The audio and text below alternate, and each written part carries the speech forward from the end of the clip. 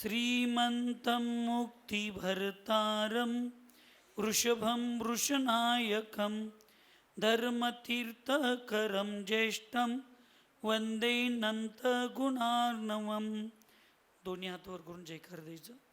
पंचपरमेष्ठी भगवान की, अहिंसामय विश्व धर्म की, सिद्धांत शास्त्र की, परम पूज्य आचार्य भगवान सकल कीर्ति महामुनिराज की, चारित्र चक्रवर्ती 20वीं सदी के प्रथमाचार्य शांति सागर जी महाराज की, संत शिरोमणि आचार्य गुरुवर विद्यासागर जी महाराज की, शांतमूर्ति वत्सल रत्नाकर आचार्य गुरुवर सन्मति सागर जी महाराज की, 3 कम 9 करोड़ महामुनि राजों की आज के आनंद की.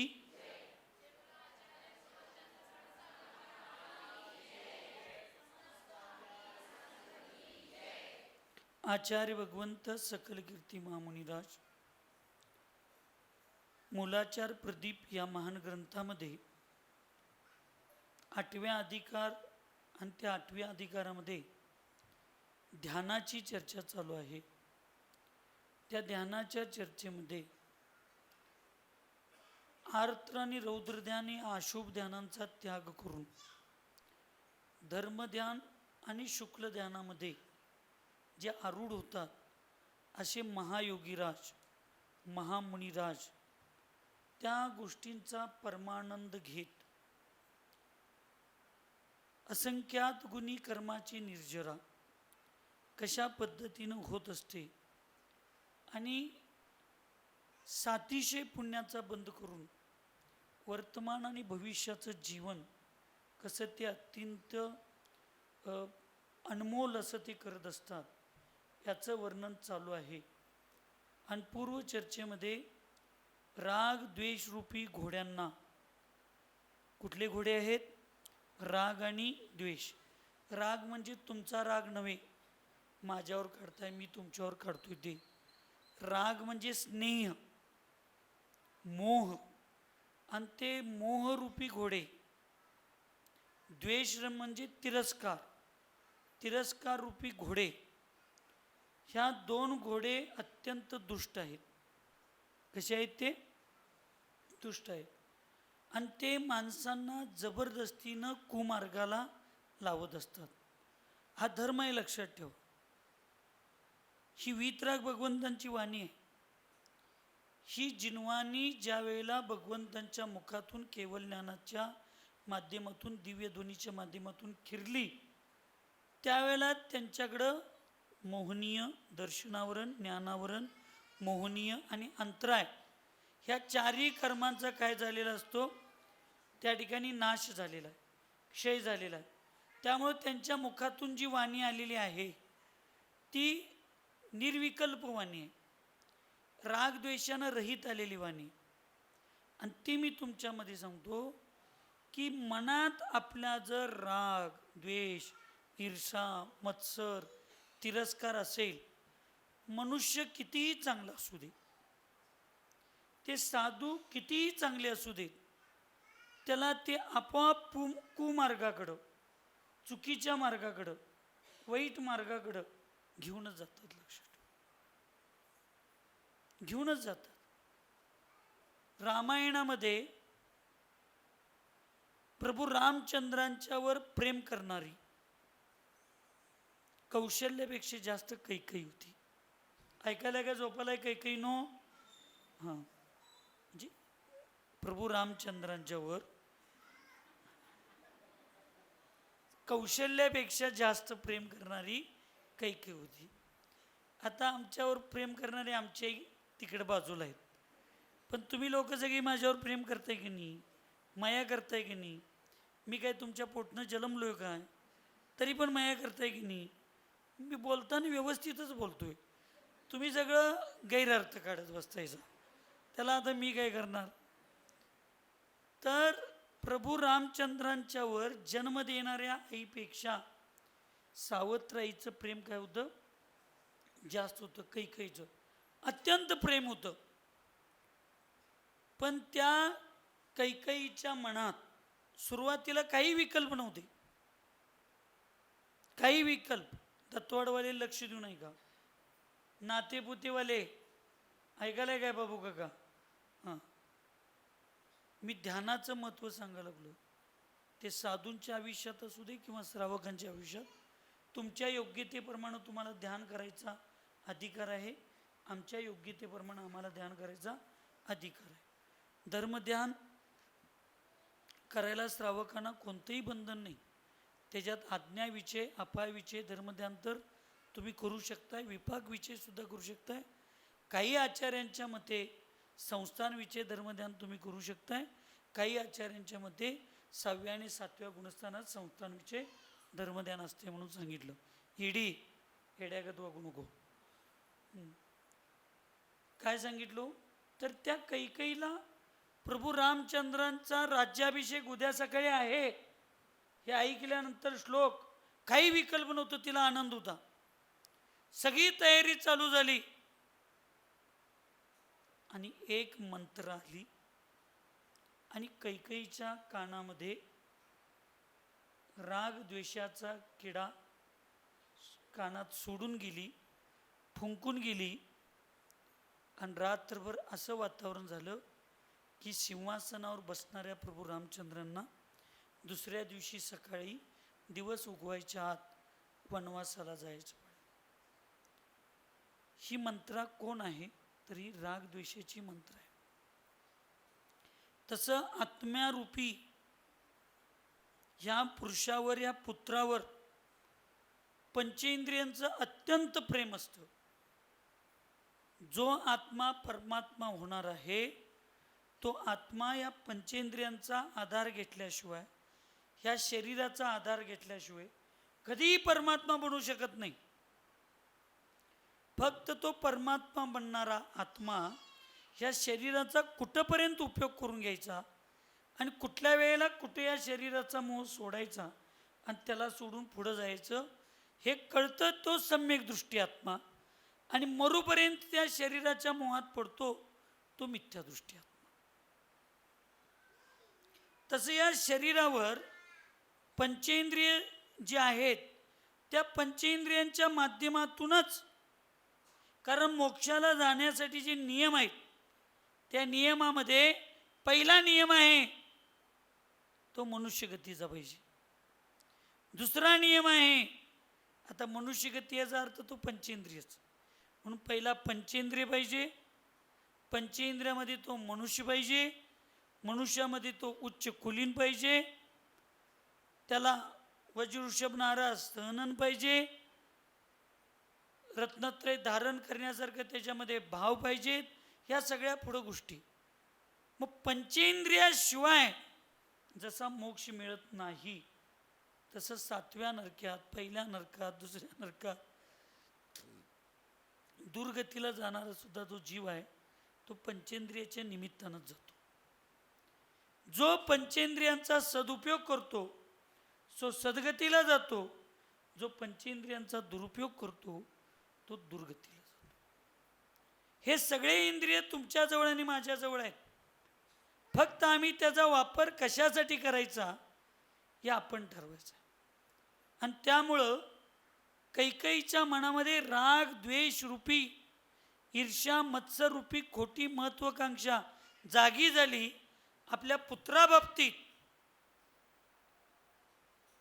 आणि त्या ठिकाणी त्याला राजा करण्याचे भाव झाले.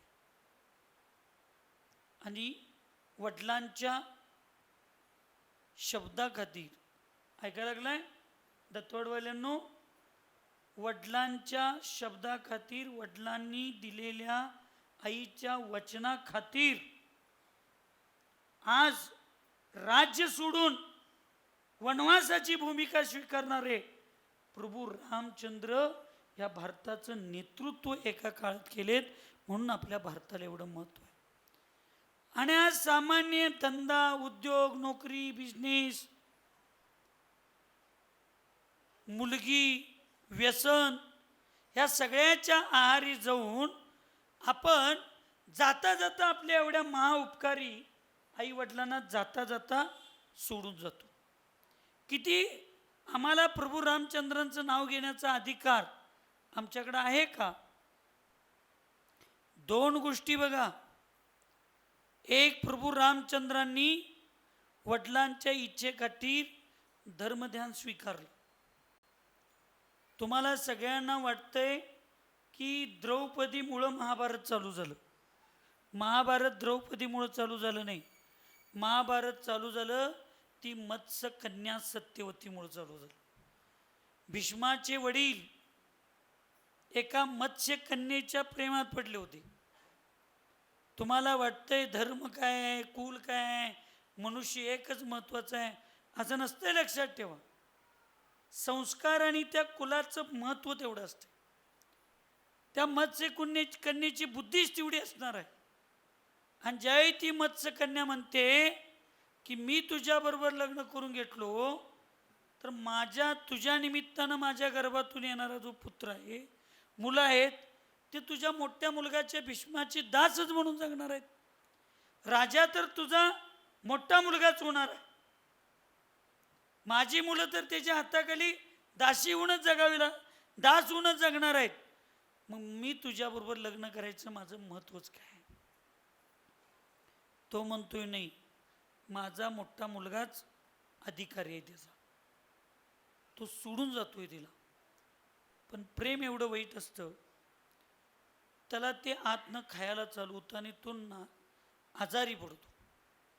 आजारी पडण्याचं कारण ज्यावेळी त्याला कळतं, कुणाला, भीष्माला, देवदत्त काहीतरी त्याचं नाव असतं, त्याला ज्यावेळी कळतं त्यावेळी तो त्या मत्स्यकन्येपाशी जातो आणि म्हणतो माझ्या वडिलाला तुम्ही स्वीकारा. त्यावेळी ती म्हणते तुझ्या वडिलाला स्वीकारून माझ्या मुलांचं भविष्य काय? त्यावेळेला भीष्मानं भावनिकून निर्णय घेतला. ऐकायला लागलाय का? झोपायला आहे धनुमामा? हाय माहिती आहे, ऐकायलाय का झोपायला विचारू? हां, त्यावेळेला भावनिकून निर्णय घेतला. कोण? भीष्मानं. आणि त्या भावनिकतेच्या निर्णयामध्ये तो मी आजीवन ब्रह्मचर्यवर धारण करतो आणि हस्तिनापूरच्या सिंहासनाची रक्षा करतो असं म्हणतो आणि तुझ्या मुलालाच मी राजा करतो असं म्हणतो. पण ते भावनिक होऊन घेतलेला निर्णय त्या ठिकाणी पुढं जाऊन हस्तिनापूरच्या नुकसानीला ठरतं. कारण तिचा मुलगा हा व्यसनी, सप्तव्यसनी निघतो आणि त्याच्यात ती ताकद असत नाही.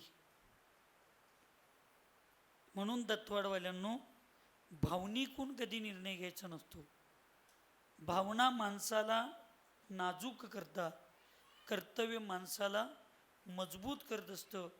आपल्या जीवनामध्ये, आपल्या आयुष्यामध्ये मजबूत होऊन कर्तव्यनिष्ठेनं आपण निर्णय घ्यायचा असतो. तसं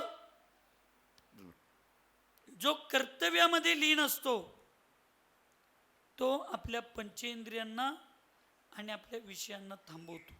भावनिक होऊन जो निर्णय घेत असतो त्याचे निर्णय चुकत जातात आणि तो कुमार्गाला जातो. आणि म्हणून अशा राग द्वेष रूपानं उन्मत्त झाल्या घोड्यांना हे योगी महापुरुष आत्मध्यान रूपी लगाम लावतात आणि त्याला ध्यानरूपी, चांगल्या धार्मिक ध्यानरूपी रथाला त्या घोड्यांना झुपतात आणि त्याचं सारथ्य करून त्या रथाला योग्य दिशेला घेऊन जातात. असं पूर्व चर्चा झाली होती.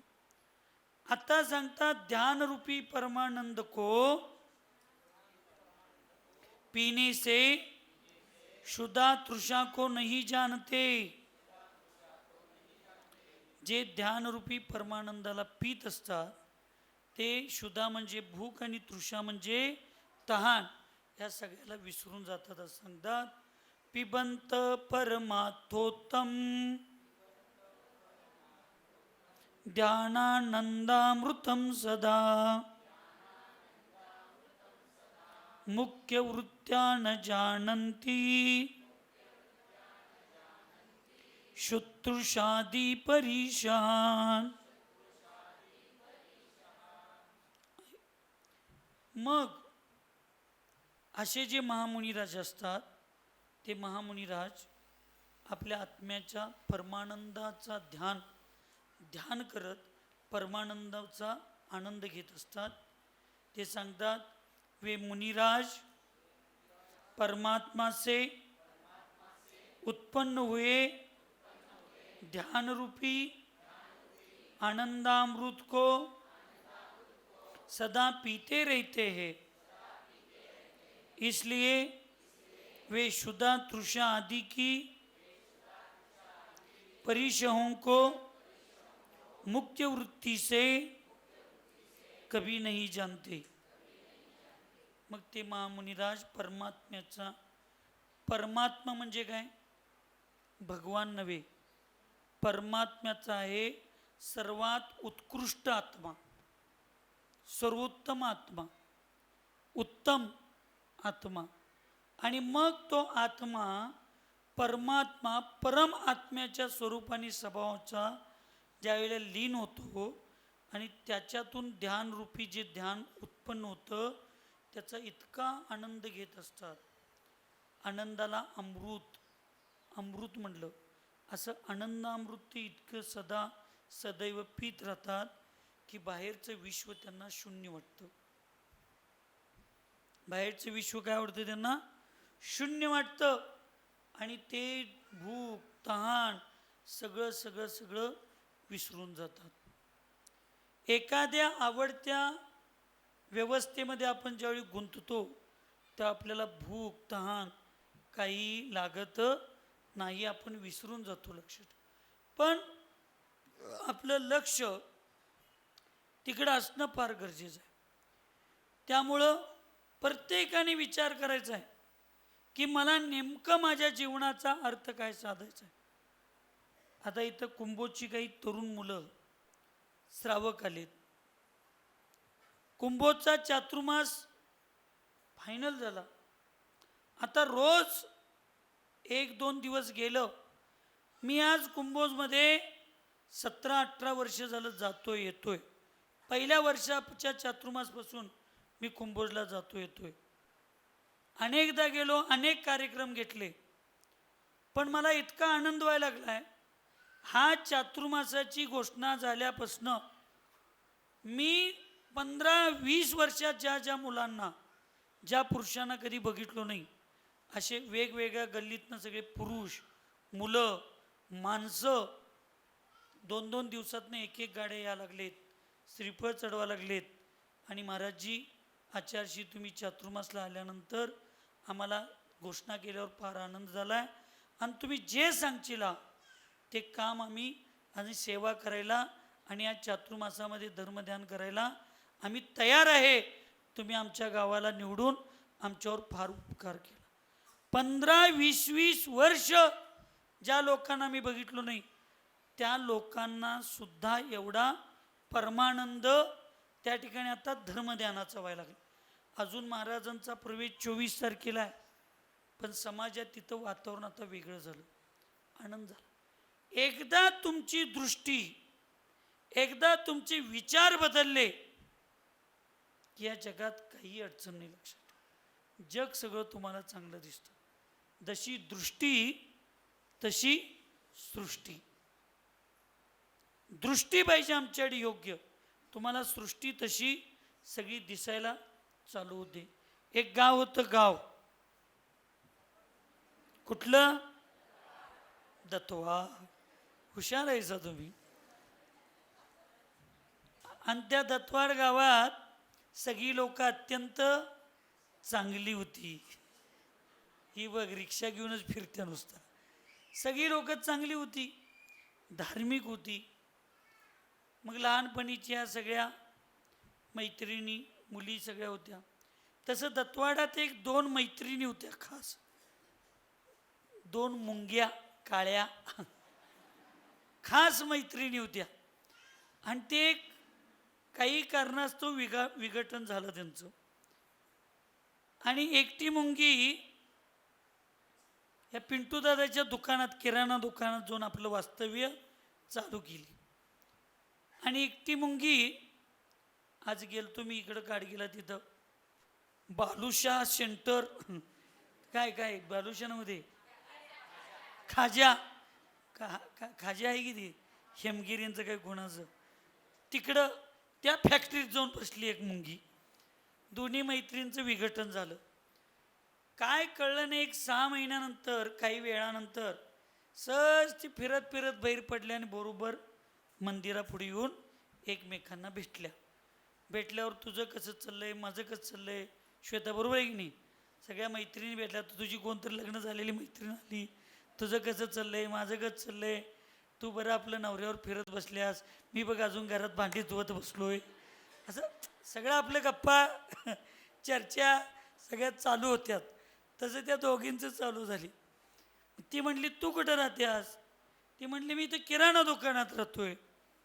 तू कुठं राहते आज? ती म्हणली मी खाज्या फॅक्टरीमध्ये गोडाऊनमध्ये राहतोय. मग ते म्हणली तिथं एवढं सुंदर सुंदर खाज्या आहे, गुलाबजामुन आहे, रसगुल्ले आहेत, तोंडाला लगी पाणी सोडू नका, प्रवचनात चर्चा चालू आहे इथं. ती म्हणल्या मी इथं मिठाचं हे आहे ते. ती म्हणली माझ्या एकदा दुकानात येऊन बघ. ऐकायला वेळ तत्वाडवाले. ती खाज्या फॅक्टरीमध्ये त्या स्वीट मार्टमध्ये राहणारी मुंगी म्हणते एकदा मी आहे तिथे येऊन बघ, खरी मैत्रीण कोण असते, खरा मित्र कोण असतो, खरा गुरु कोण असतो आणि खरा धर्म कोणता.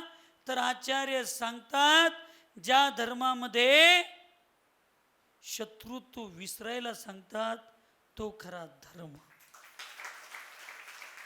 खरे गुरु कोण? आपल्या साधर्मी जीवांच्या बरोबर मैत्रीपूर्वक जगायला शिकवतात ते खरे गुरु. खरा मित्र मैत्रिणी कोण? तर दुःखाच्या आणि संकटाच्या काळामध्ये चांगल्या मार्गाला दाखवून मार्गदर्शन करून त्यांना आधार देतात ते खरे मित्रमैत्रिणी. चुकीच्या दिशेला घेऊन जाणारे मित्रमैत्रिणी नाहीत, चुकीच्या दिशेला घेऊन जाणारे आईबाप नाहीत. आणि आतंकवादी, आज सगळे आतंकवादी निर्माण व्हायला लागलेत. फक्त चंदाबाबा चंदाबाबा चंदाबाबा.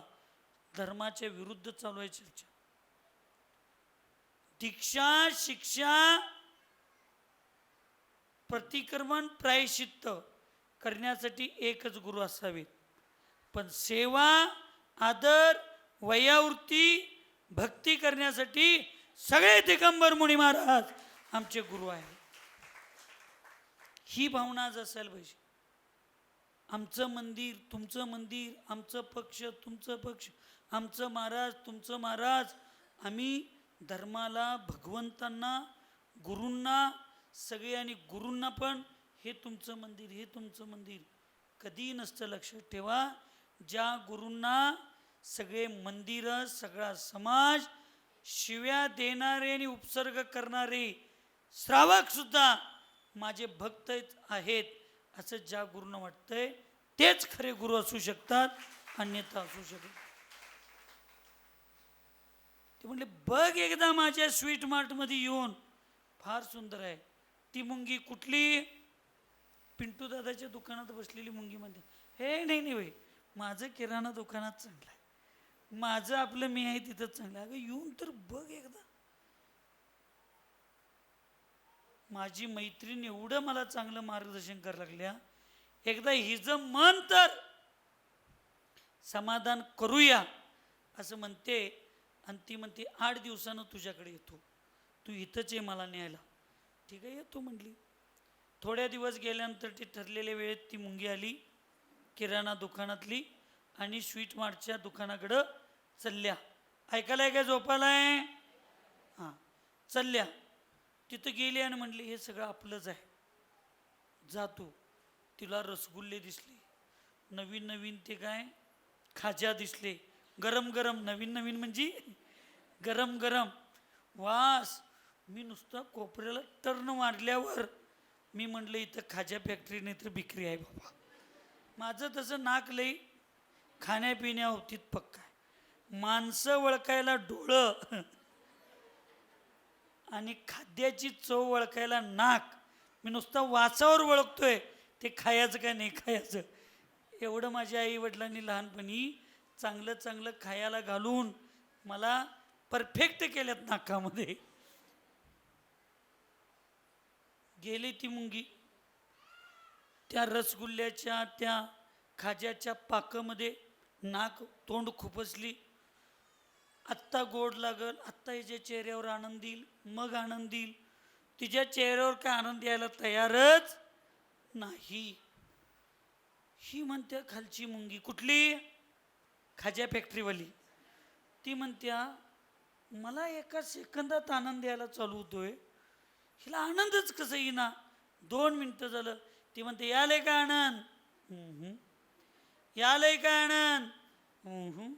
ती म्हणत्या डाल में कुछ काला. खाली ये म्हणत्या. कोण? स्वीट मार्टवाली मुंगी. कोणाला? किराणा दुकानदारवाल्या मुंगीला. खाली ये म्हणत्या. खाली द्या. ती म्हणत्या काय तर आहे. जर तोंड आ कर म्हणत्या, आ करून बघत्या तर इथं मिठाचा खडा होता. ती मुंगी किराणा दुकानात येताना काय घेऊन आली? ती मिठाचा खडा दाढत धरली होती. ती म्हणली मिठाचा खडा दवडत धरल्यास कसं तुला आनंद येईल त्या साखरेच्या पाकाचा? ते खाली ठेव. आणि हे नाही नाही म्हटली, तिथं मी जाऊपर्यंत ती मिठाचा खडा गेला तर. मग ती मुंगी म्हणते मी तुझी मैत्रीण आहे, तू काळजी करू नकोस, इथं ठेव मिठाचा कडा. ह्यो घोडा इथं कशाला आला? चारा किती खातो, पाणी किती पितो, अंड्यात काय, चंबूत काय, लिंबूत काय, उचल तुझ्या राजाचा.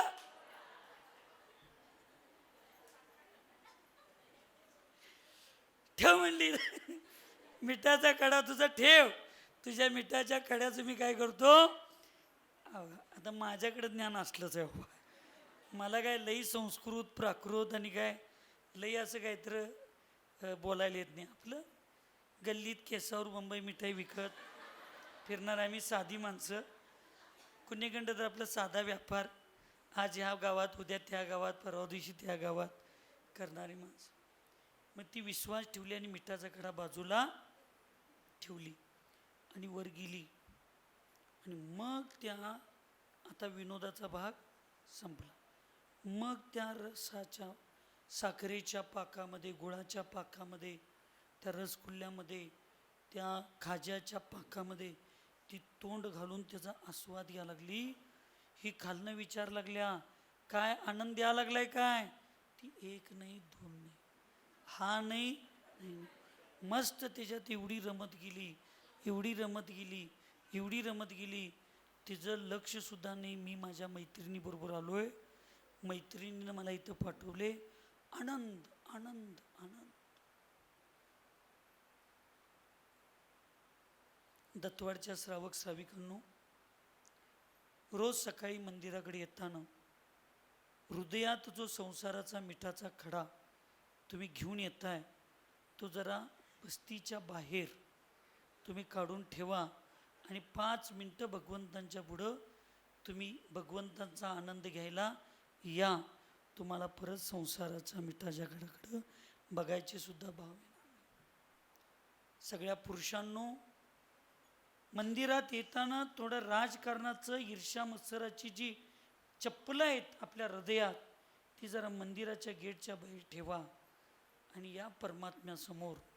त्या परमात्म्याचा आनंद इतका येईल, इतका येईल की त्या परमात्म्याचा आनंद कधीही वर्णन करता येणार नाही. तसं दत्तवाडच्या श्रावक श्राविकांनो, भगवंतांचं दर्शन करत असताना मी महावीर मंदिराची, मी पार्श्वनाथ मंदिराची, मी अमुक या मंदिराची, मी अमुक त्या महाराजांचा शिष्य, मी अमुक या महाराजांचा भक्त, आमचा गुरु त्यांनी, आमचा गुरु यांनी, हे जरा गुरगुरायचं बंद करा. आणि सगळं तुमचं गुरु, तुमची बस्ती, तुमचं सगळे अहंकार, राग, द्वेष त्या मानस्तंभला बघितल्यानंतरच सोडून टाका आणि जाऊन भगवान महावीरांच्या पुढं बसा, पार्श्वनाथांच्या पुढं बसा, मुनीसुरतनाथांच्या पुढं बसा. हे राग द्वेष घेऊन तुम्ही तिथे गेला तर तुम्हाला भगवान महावीर दिसणार नाहीत, पार्श्वनाथ दिसणार नाहीत, तुम्हाला मुनीसुरतनाथ दिसणार नाहीत. आणि हे राग द्वेषाचे खडे, हे चप्पल, हे मिठाचा कडा बैठ ठेवून आत जावा. तुमचं मंदिर बंद जरी असलं तर त्या मंदिराच्या भिंतीकडे जरी बघितला तर भक्त प्रल्हादाला प्रत्येक खांबामध्ये जसा नरसिंह दिसत होता तसे राग द्वेषाची खडे जर बाजूला काढलो तर आमच्या प्रत्येक जैनाच्या व्यक्तीमध्ये आम्हाला भगवान महावीर दिसल्याशिवाय राहणार नाही. आम्हाला भगवंतांच्यात पंत दिसा लागलेत, मंदिरात पंत दिसा लागले, दिगंबर मुद्रेमध्ये आमचा राग द्वेष चालू झाला. हे माझे गुरु आणि ते माझे गुरु, हे माझं मंदिर आणि ते माझं मंदिर. तुम्हाला भगवंतांच्यात भगवंत दिसायला तयार नाही, माणसांच्यात माणूस दिसायला तयार नाही. तुम्हाला दगडात देव कसा दिसणार सांगा, कसा दिसणार? तसं हे दिगंबर महामुनिराज जे असतात ते ज्यावेळी ध्यानाला बसतात, आपल्या परम निर्विकल्प शुद्ध परमात्म्याचं, निज परमात्म्याचं चिंतन करतात, त्यावेळेला शरीराचे पंचेंद्रिय, त्या पंचेंद्रियांचे विषय, त्या विषयांची वासना आणि त्या शरीरासंबंधी असणारे नाते संबंध, सुख दुःख, या सगळ्याचा तिथं काय पडतो, विसर पडतो. आणि ते आपल्या निज शुद्ध आत्म्यामध्ये त्या रसाचं, अमृताचं प्राशन एकदा चालू झालं, सिंचन एकदा चालू झालं की मग विश्व सगळं त्या महामुनिराजांना शून्य दिसतं आणि त्या विश्वाला ते विसरतात आणि आत्मविश्वामध्ये ते लीन होतात. असे महामुनिराज असतात. त्यामुळं आपण सगळ्यांनी परमात्मा बनण्यासाठी धर्माचा आधार घ्यायला पाहिजे. स्वार्थासाठी नव्हे, स्व अर्थासाठी धर्माचा आनंद घ्यायला पाहिजे. स्वार्थी माणसं ह्या पौद्गलिक आणि या भौतिक सुखदुःखामध्ये इतकी लीन होतात की त्यांना स्व म्हणजे मी म्हणजे आत्मा, आत्मा म्हणजे भावी परमात्मा याचा अर्थच कळत नाही. आणि या पुद्गल आणि भौतिक युगाच्या स्वार्थामध्ये इतकं पडतात की ते आपल्या आत्म्याला, परमात्म्याला, धर्माला, आपल्या नीतीला, आपल्या कर्तव्याला सगळं विसरून जातात. म्हणून जरा किराणा दुकानातल्या मुंग्यांनो, जरा मिठाचा खडा दाढतनं काढा, जरा बाजूला ठेवा आणि एकदा निज शुद्धात्म्याच्या निश्चयानं आणि व्यवहारामध्ये जे परमात्मा बनलेत त्या परमात्म्याच्या चरणामध्ये येऊन एकदा आपल्या धर्माचा व्यावहारिक किंवा निश्चयाचा चिंतनाने आनंद घ्यायला चालू करा. त्यावेळी तुम्हाला जग सगळं फिकं वाटेल, जग सगळं शून्य वाटेल. या जगात काहीही वास्तविक नाही, हे सगळं नाशवंत आहे आणि वास्तविक जे सत्य आहे ते माझ्या आत्म्यामध्येच आहे. हे तुम्हाला कळल्याशिवाय राहणार नाही, हे समजलं. म्हणून भगवान के घर में देर है अंधेर नहीं. आत्ता जसं मी सांगितलो, तुम्ही नक्की पुढल्या वर्षी म्हणशीला की महाराजजी आमचा चातुर्मास पुढल्या म्हणजे ह्याच वर्षी 2027ला झाला, तेच चांगलं झालं. कारण गुरूंच्या मुखातून आलेले शब्द आणि गुरूंच्या पादमुलात बसून झालेला निर्णय कधीही चुकीचा होत नाही, याचा मला परमविश्वास आहे. आणि मी घेतलेला निर्णय जो आहे तो आचार्यशींना हृदयात स्थापन करून मी घेतलेला निर्णय, आचार्यशींच्या चरणात बसून गुरुकुटीमध्ये बसून घेतलेला हा निर्णय आहे. त्यामुळं चालू वर्षीचा कुंभोज धर्मनगरीचा चातुर्माससुद्धा मी काय ऐतिहासिक म्हणणार नाही, उत्कृष्ट म्हणून अन्य चातुर्मासाची स्पर्धा तर करणार नाही, पण त्या कुंभोज गावातल्या श्रावक श्राविका आणि तरुण पिढीसाठी उत्तम चातुर्मास होईल याचं मी नक्की तुम्हाला सांगतो. आणि मग तिथला सगळा अनुभव तुमच्याकडे आहेच, 2014चा अनुभव. आणि मग अजून काहीतरी गोष्टी चांगल्या होतील. आणि तोपर्यंत मी चिकित्सालयाच्या कामातून थोडा मुक्त होऊन ते व्यवस्थित सगळ्या समाजाच्या आपल्या हातात देऊन त्याची जबाबदारी देऊन पुढल्या वर्षी ज्या वेळेला मी इथे येईन त्यावेळेला कुठल्याही पुद्गल वास्तूचा विकल्प माझ्या डोक्यात नसणार आहे.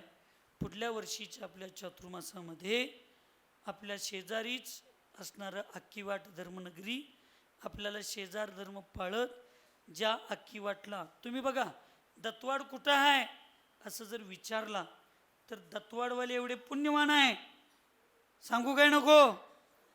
दत्तवाडवाले एवढे तुम्ही पुण्यवान आहे.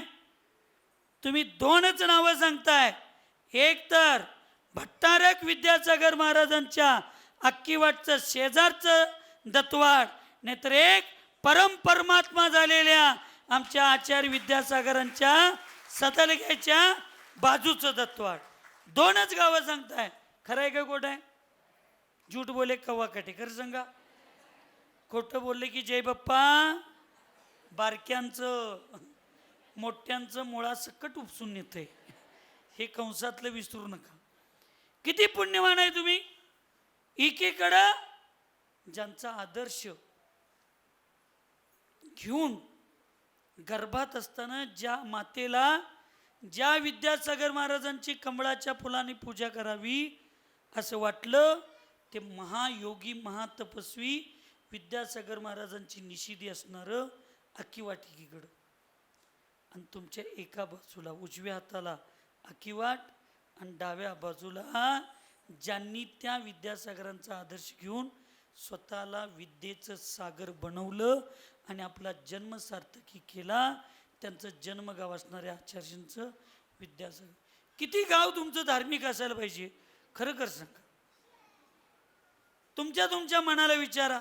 ह्या दोन विद्यासागरांच्या छत्रछायेखालीमध्ये राहून परत आमचं एकदा कानात मंत्रा का शिंकत्या आणि मध्येच कुठं जरा अमावस्या पौर्णिमा आल्यावर भूत बडवले का आम्ही का वागतोय दत्तवाडवाले. जरा कुठेतरी विचार करा जरा.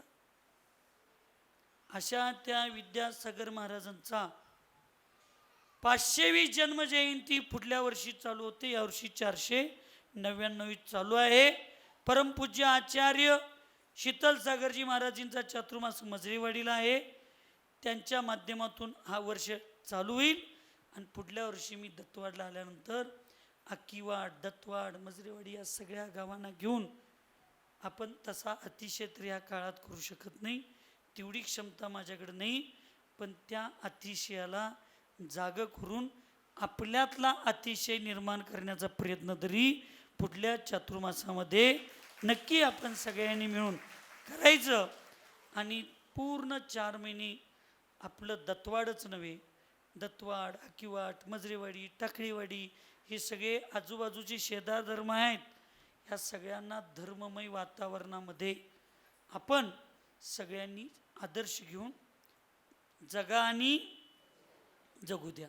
आम्ही पण चातुर्मास करतो, तुम्ही पण चातुर्मासला या, आमच्यात जरा जरा या, आमचं महाराज घेऊन तुम्ही पण जरा जरा जावा. असं करून आपण पूर्ण पुढल्या वर्षीचा चातुर्मास अत्यंत आनंद सान्निध्यात करायला पाहिजे. त्याच्यासाठी एकच आहे, आपल्या दाढेत धरलेला राग द्वेष ईर्ष्या मत्सरूपी मिठाचा खडाचा आपल्याला त्याग करायला पाहिजे. तुमच्या आमच्या दाढेत जर असा मिठाचा खडा चुकून असेल तर त्या मिठाच्या खडाचा त्याग होऊ दे आणि धर्मरूपी अमृतरूपी प्राशनाचं तुम्हाला आम्हाला धारण करण्याचा पुरुषार्थ तुमच्या आमच्या देऊ दे, एवढीच मंगलमय भावना या ठिकाणी करतो आणि थांबतो.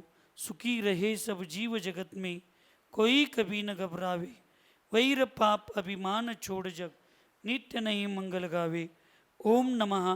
सबको क्षमा, सब शिक्षा.